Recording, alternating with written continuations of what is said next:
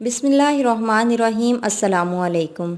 एक लड़के को अपने मोहल्ले के इमाम मस्जिद की बीवी से बेइंतहा मोहब्बत हो गई। लड़के ने अपनी इस मोहब्बत का जिक्र अपने एक बहुत ही करीबी दोस्त से किया। उसने अपने दोस्त से कहा कि मुझे इमाम साहब की बीवी से बेइंतहा मोहब्बत हो गई है और मैं चाहता हूँ कि इस मामले में तुम मेरी मदद करो। उसके दोस्त ने कहा कि मैं तुम्हारी मदद कैसे कर सकता हूँ। उस लड़के ने कहा कि मैं इमाम साहब की बीवी से मिलना चाहता हूँ, लेकिन मसला ये है कि इमाम साहब नमाज पढ़कर जल्दी घर आ जाते हैं और मुझे मिलने का वक्त बिल्कुल भी नहीं मिलता। तुम ऐसा करो कि कल से नमाज पढ़ना शुरू करो और इमाम साहब को अपने अजीबो गरीब मसलों में उलझा कर रखो ताकि वो तुम्हारे मसलों का जवाब देते देते घर लेट हो जाएं और इसी दौरान मुझे उनकी बीवी से मुलाकात के लिए वक्त मिल जाएगा। उसने अपने दोस्त का सारा मसला सुना और कहा यह तो कोई बात नहीं। उसका दोस्त अगले ही दिन नमाज पढ़ने चला गया। ये नमाज ना तो अल्लाह के लिए थी, ना ही कोई नेकी की नीयत थी। ये महज अपने दोस्त के गुनाह में एक मुआवनत थी।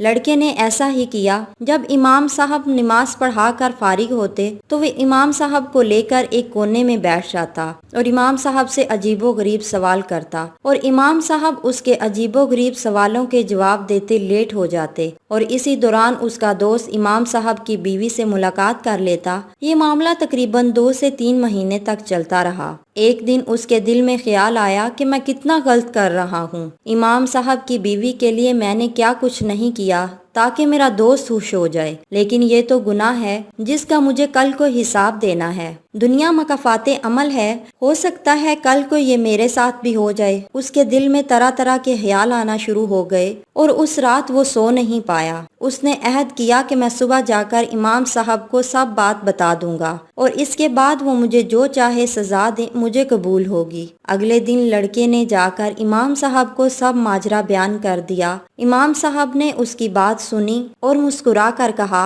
ऐ नादान, मेरी तो कोई बीवी नहीं है और ना ही मेरी कोई बहन है। तुम्हारा दोस्त किसकी बीवी को मिलने जाता है? ये बात सुनकर वो लड़का बहुत परेशान हुआ और इमाम साहब से कहने लगा कि वाकई आपकी शादी नहीं हुई और ना ही आपकी कोई बीवी या बहन है। इमाम साहब ने कहा कि क्या तुम्हें कोई गलत फहमी हुई है? लड़का बहुत परेशान हुआ। उसने सोचा क्यों ना मैं देखूं कि आखिर वो किसको मिलने जाता है। एक दिन उसने अपने दोस्त का ताकुब किया। उसने देखा कि उसका दोस्त उसके घर में दाखिल हुआ और उसकी बीवी के साथ मुलाकात करता रहा। ये देखकर ये लड़का बहुत परेशान हुआ। उसके पाँव के नीचे से जमीन निकल गई। यह हाथ मलता सोचता रहा कि वाकई दुनिया मकाफाते अमल है। जो किसी के लिए गड़ा खोदेगा वो उसमें खुद ही गिरेगा। अल्लाह ताला फरमाते हैं कि गुनाह में किसी का साथ मत दो और नेकी में बढ़ चढ़ कर एक दूसरे का साथ दो। और अच्छा दोस्त वही है जो किसी को गुनाह से रोके और उसको अल्लाह की तरफ मतवज्जो करे।